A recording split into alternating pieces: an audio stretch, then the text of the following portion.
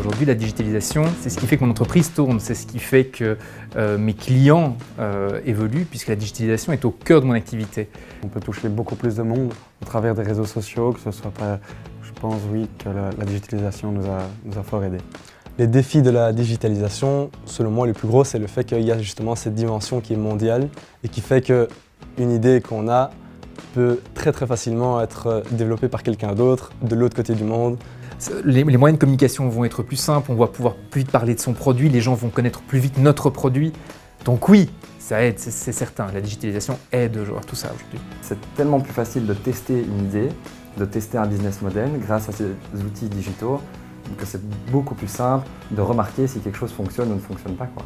J'ai toujours voulu créer quelque chose et mes études m'ont encadré et m'ont aidé, je dirais, dans ce processus de création et dans ce processus d'entrepreneuriat. Il y a beaucoup de choses qui m'ont aidé. Le jour où j'ai voulu construire ma boîte ou encore aujourd'hui où je dois manager certaines choses en interne. Le grand défi, c'est d'arriver à changer les lignes et à pénétrer ce marché-là tout en respectant ses codes mais en introduisant les nôtres aussi pour qu'on puisse se différencier de la masse. C'est un jeu un peu difficile.